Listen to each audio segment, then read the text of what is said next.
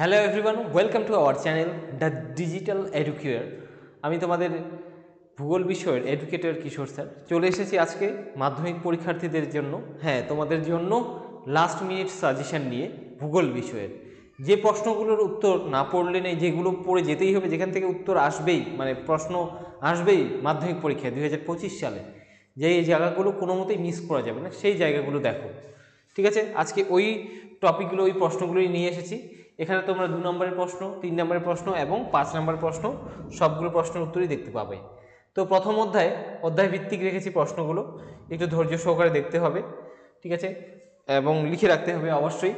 তো প্রথম অধ্যায়ে রয়েছে বহির্জাত প্রক্রিয়া তার দ্বারা গঠিত ভূমিরূপ। এখান থেকে যে 2 নম্বরের প্রশ্নগুলো তোমাদের জন্য খুব গুরুত্বপূর্ণ এবছর, সেই গুরুত্বপূর্ণ প্রশ্নগুলো স্ক্রিনে দেখতে পাচ্ছ।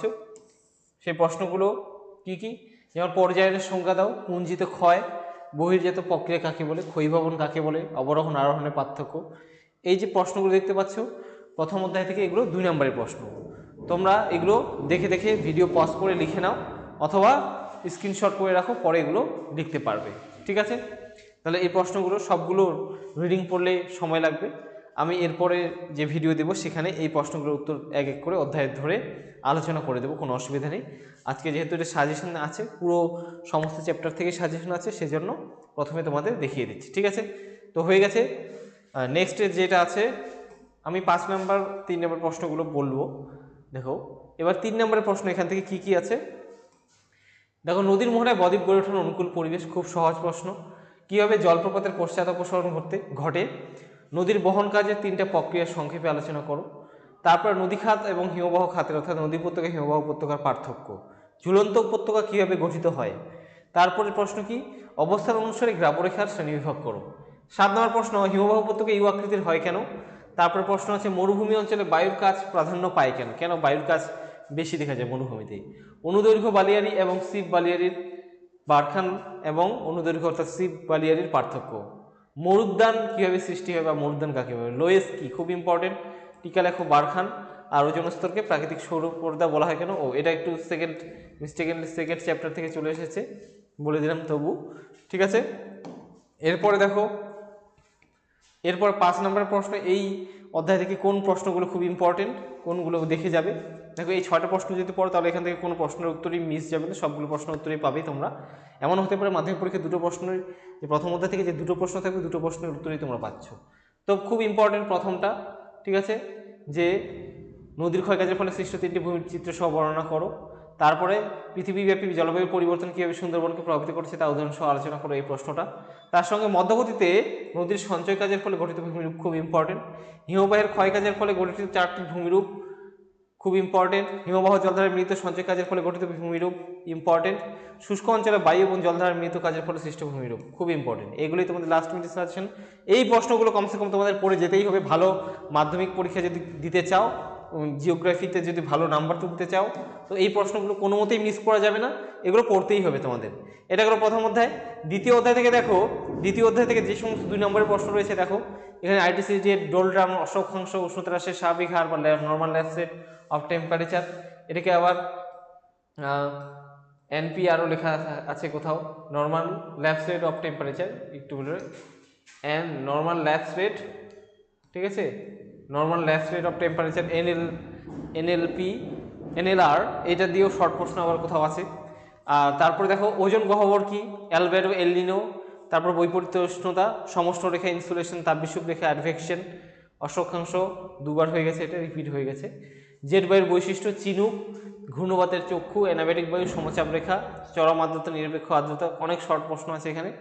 এই 2 নম্বরের জন্য এই প্রশ্নগুলো পড়বে তোমরা, কোনো কিছুই মিস যাবে না। ঠিক আছে, এই প্রশ্নগুলোর উত্তর তোমরা পড়ো। এই যে 50টা দিন আর সময় আছে, এই 50টা দিন এগুলো কমপ্লিট করে যাও, নিশ্চিন্তে পরীক্ষা দাও, খুব ভালো পরীক্ষা হবে। ঠিক আছে, 3 নম্বরের প্রশ্ন এখান থেকে কী পড়বে?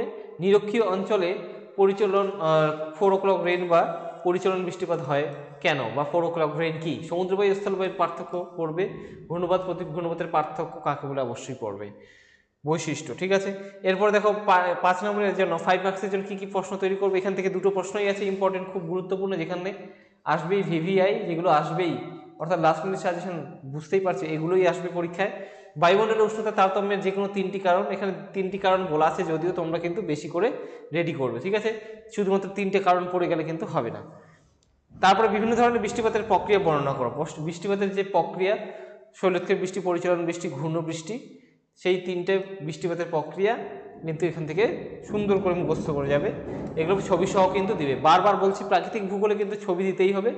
ছবি যদি না দাও তাহলে সেক্ষেত্রে কিন্তু তোমাদের নাম্বার কিন্তু অর্ধেক হয়ে যাবে।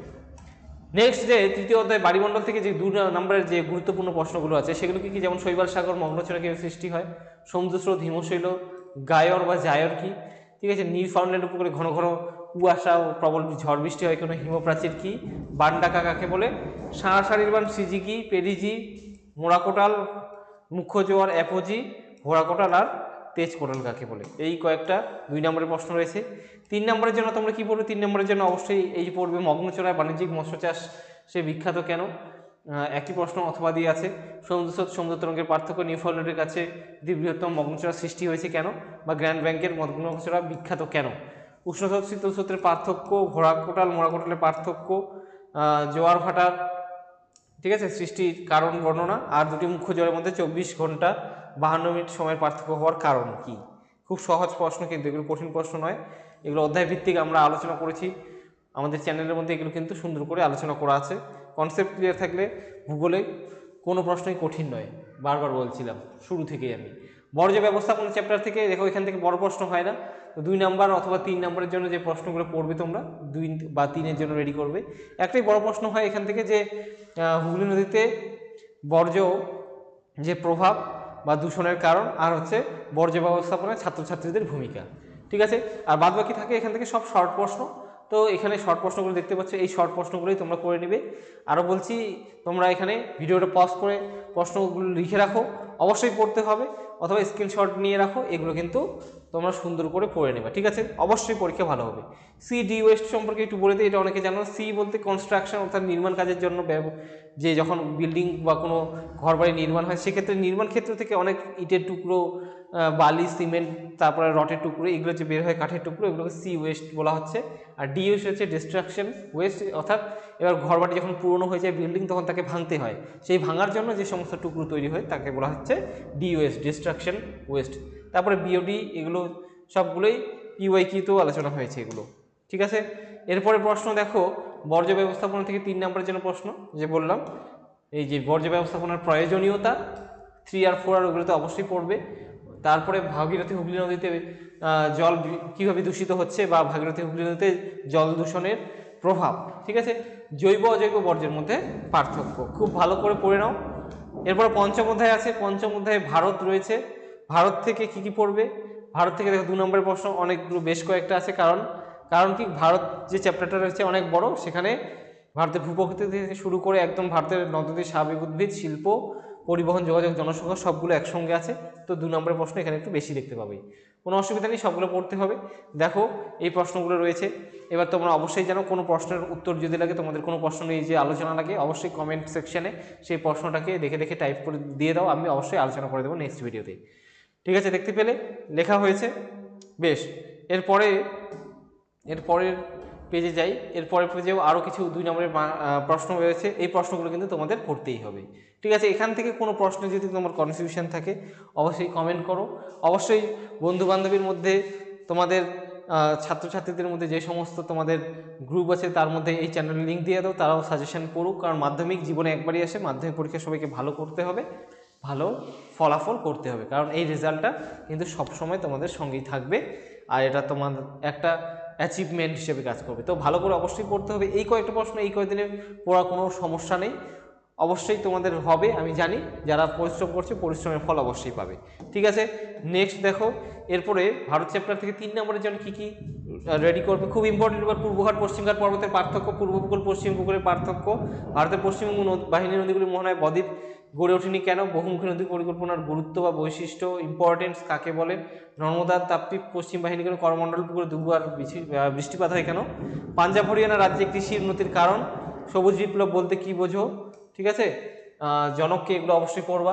খারিফ ফসল রবি ফসলের মধ্যে পার্থক্য, পেট্রোলিয়াম শিল্পকে উদীয়মান শিল্প বলা হয় কেন, ভারতকে দুর্গাপুরকে ভারতের রুর বলা হয় কেন, আহমেদাবাদকে ভারতের ম্যানচেস্টার বলা হয় কেন, এগুলো জনগণত্ব, কাম্য জনসংখ্যা, জলপথকে উন্নয়নের জীবন রেখা বলা হয় কেন, নগরায়নের সমস্যা, আর মৃত্তিকা সংরক্ষণের 3টা পদ্ধতি, আর ভারতের জলসেচের যে কোনো 3টি প্রয়োজনীয়তা, এগুলো 3 নম্বরের জন্য রেডি করবে।